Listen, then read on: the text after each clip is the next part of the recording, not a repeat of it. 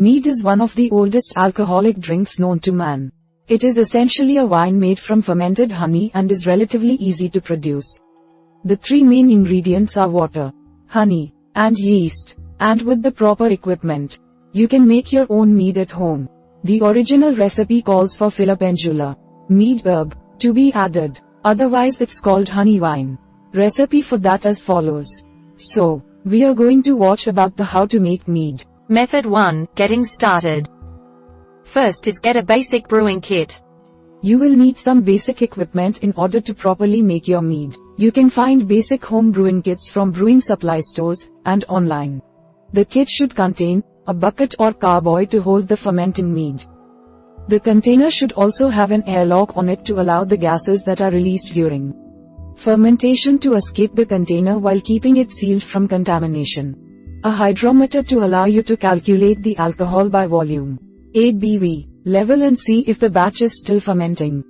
A siphon to allow you to transfer the liquid without disturbing the sediment that builds up. Bottling equipment like a capper and glass bottles or a corker and wine bottles so you can bottle your finished mead. Step 2, use clover honey for a traditional mead.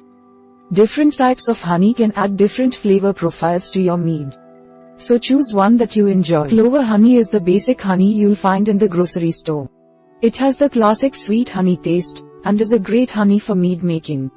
You can choose different types of honey to alter the aromatics and the taste of your mead. Orange blossom honey will add flavor notes of oranges. Buckwheat honey has a strong flavor, similar to molasses. Wildflower honey can be a random mix of local floral sources, and the flavors can be impossible to predict. For a simple 1 gallon, 3/8L, batch of mead, you'll need at least 3 pounds, 1.4 kilograms of honey, so make sure you get enough. Step 3, add fruit, herbs, and spices to alter the flavor of your mead. You can also manipulate and alter the flavor profile of your mead using fresh fruits and spices. Spices like nutmeg and clove, fruits like blueberries or cherries, and herbs like lemongrass and basil can dramatically change the flavor notes in your mead and give it a unique character. Just be sure not to overpower the natural sweetness of the mead. Ginger, vanilla, citrus peels, coriander, cinnamon, nutmeg, even chocolate can be added to mead to change the characteristics of its taste and aromatics. Use fresh fruit instead of dried or dehydrated fruit as they can affect the fermentation process. Step 4, use white wine yeast to ferment the mead. Yeast is one of the 3 main ingredients for making mead, so it's important to choose the right one for your mead. White wine yeast ferments at a fast pace, and accents the honey characteristics of the mead. You can find white wine yeast and other yeasts at brewing supply stores and online. You can use other types of yeasts, but they will each have different results and flavor profiles. For example, champagne yeast will create a higher ABV, while red wine yeast is great for mead with lots of fresh fruit because it metabolizes fresh sugars better. You can also use standard bread yeast as an easy alternative that will give you a smooth mead without altering the character of the honey flavor. Finally, boil all of your brewing equipment in a large pot of water. All of the equipment and utensils that you will use to make your mead must be completely sanitized. An easy way to do this is to boil all of the equipment you will be using for 5 minutes.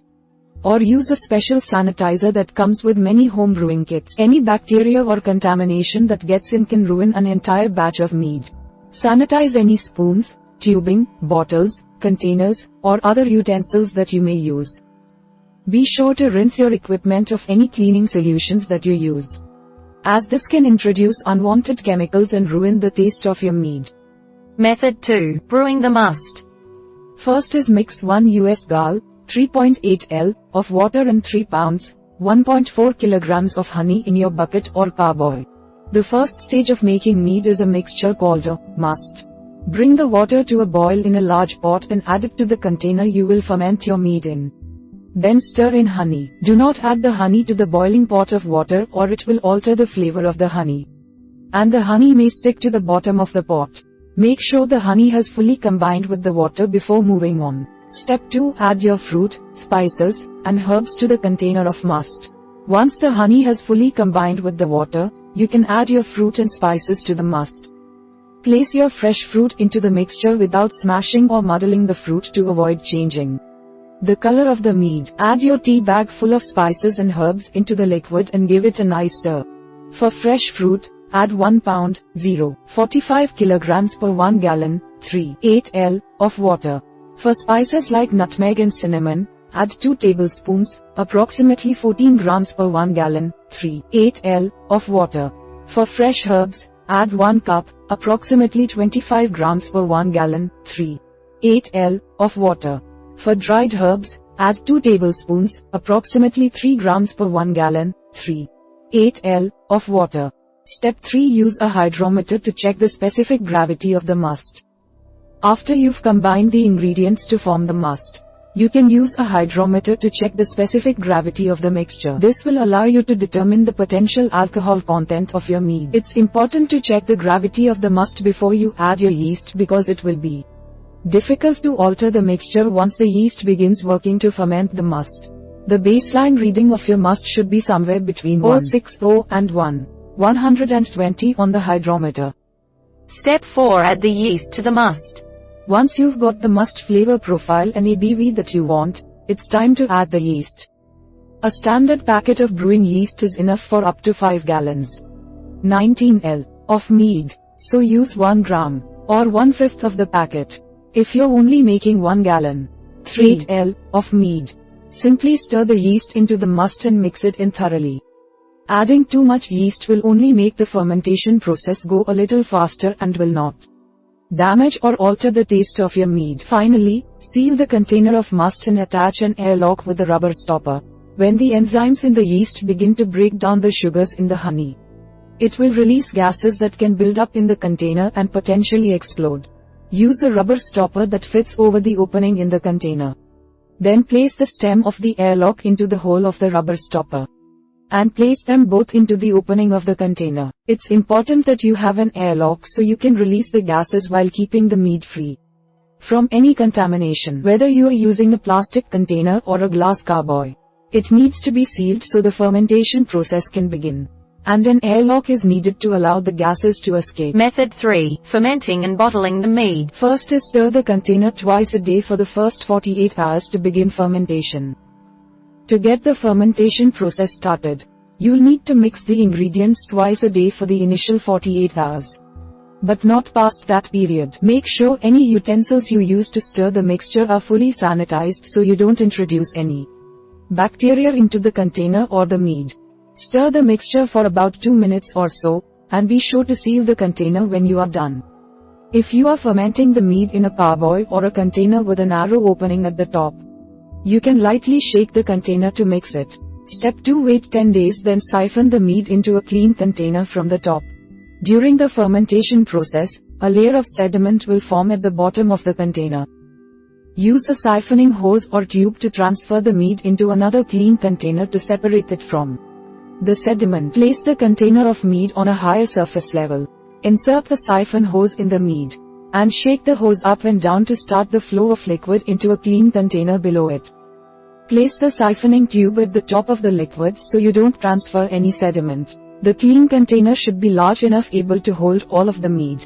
If the new container does not have a rubber stopper and airlock, you can clean the sediment out the original container. Sanitize it, and add the mead back into it to continue fermenting. Check the ABV again with the hydrometer to track the progress of the fermentation. Make sure the new container is sterilized. Step 3. Seal the clean container and allow it to sit for at least 4 weeks. Once you've siphoned the mead and separated it from the sediment in the container, seal the new container with an airlock to allow the gases to escape. Store the container in a warm, dry place for a few weeks to continue the fermentation process. Eventually, sediment will collect on the bottom of that container as well. Siphon the liquid into another clean container to separate it from the sediment again. Siphoning, or racking, to separate the mead from the collected sediment may need to be repeated several times during the fermentation process. Repeat the racking process until your mead is clear and no longer cloudy. Step 4. Check the ABV of your mead before you bottle it. After your mead has fermented for at least a few weeks, it may be ready for bottling, but you need to take another reading with your hydrometer to confirm that the alcohol by volume ABV is where you want it to be. Different tasting meads will have different readings, Dry tasting mead will read between 0.099 to 1. Medium tasting mead that is slightly sweet and slightly dry will read between 1.006 to 1. Sweet mead will fall between 1.012 to 1. Very sweet dessert mead will read anywhere past 1. Finally, fill your bottles from the bottom up. Once your mead is finished and ready for final bottling, use a siphon to transfer the mead from the container. Put a length of tubing from the container of mead to the bottom of the empty bottle. Shake the hose up and down in the mead to start the flow. And fill the bottles from the bottom up to minimize exposure to oxygen. Cap or cork the bottles as soon as you finish filling them. You can enjoy the mead whenever you like, but the longer it ages, the more flavorful it will be. The bottles and equipment must be sanitized to avoid tainting or spoiling the mead. Stored in a cool place away from direct sunlight, your mead can last up to 2 years. We hope it is useful to you. Please subscribe to our channel to upskill yourself.